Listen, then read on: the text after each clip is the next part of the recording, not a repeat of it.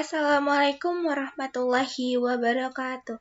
Perkenalkan, nama saya Anissa Syifa Fauzia dari kelas 12 IPS 2. Di sini saya akan menjelaskan tentang prinsip dan strategi dakwah Islam di Indonesia. Apa sih strategi? Strategi menurut Kamus Besar Bahasa Indonesia adalah rencana yang cermat mengenai kegiatan untuk mencapai sasaran khusus. Strategi dakwah yang dimaksud adalah kegiatan-kegiatan yang dilakukan oleh para mubaligh yang membawa misi Islam di dalamnya. Yang pertama ada perdagangan. Pada tahap awal, saluran yang dipergunakan dalam proses Islamisasi di Indonesia adalah perdagangan. Hal itu dapat diketahui melalui adanya kesibukan lalu lintas perdagangan pada abad ke-7 Masehi hingga abad ke-16 Masehi. Aktivitas perdagangan ini banyak melibatkan bangsa-bangsa di dunia, termaksud bangsa Arab, Persia, India, Cina, dan sebagainya. Mereka turut ambil bagian dalam perdagangan di negeri-negeri bagian barat, tenggara, dan timur benua Asia. Hubungan perdagangan ini dimanfaatkan oleh para pedagang muslim sebagai sarana atau media dakwah, sebab dalam Islam setiap muslim memiliki kewajiban untuk menyebar ajaran agama Islam kepada siapa saja dengan tanpa paksaan. Dicatat dalam Fakta Sejarah Tom Mepires bahwa para pedagang muslim banyak yang bermukim di pesisir Pulau Jawa, yang ketika itu penduduknya masih kafir. Mereka berhasil mendirikan masjid-masjid dan mendatangkan mullah-mullah dari luar, hingga jumlah mereka semakin bertambah banyak. Perkembangan selanjutnya ada dalam anak keturunan mereka menjadi penduduk muslim yang kaya raya. Yang kedua ada perkawinan.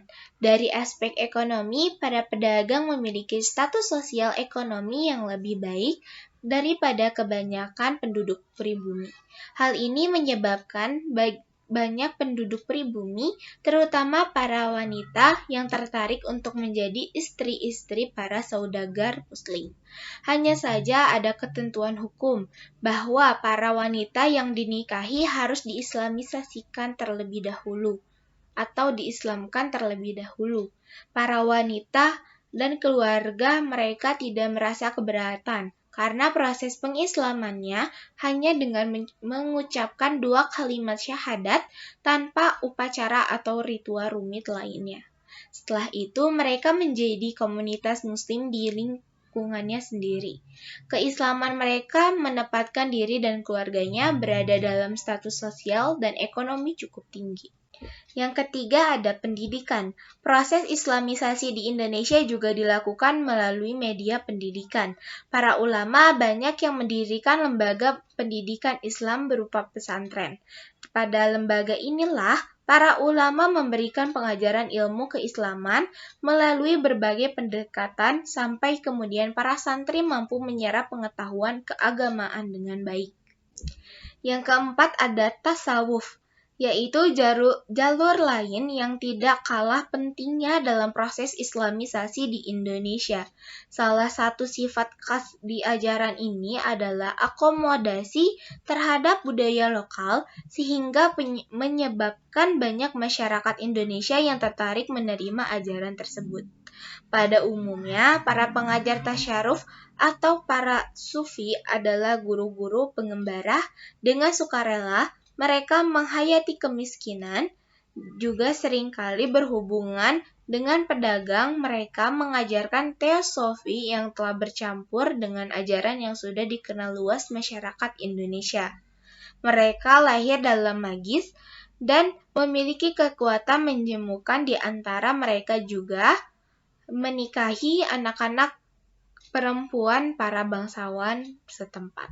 Dengan tasawuf, bentuk Islam yang diajarkan kepada para penduduk pribumi mempunyai persamaan dengan alam pikiran mereka yang sebelumnya memeluk agama Hindu, sehingga ajaran Islam dengan mudah diterima oleh mereka. Yang kelima ada kesenian. Saluran Islamisasi melalui kesenian yang paling terkenal adalah melalui pertunjukan wayang. Seperti diketahui bahwa Sunan Kalijaga lah adalah tokoh yang paling mahir dalam mementaskan wayang. Dia tidak pernah meminta upah materi dalam setiap pertunjukan yang dilakukannya. Sunan Kalijaga hanya meminta kepada para penonton untuk mengikutinya mengucapkan 2 kalimat syahadat.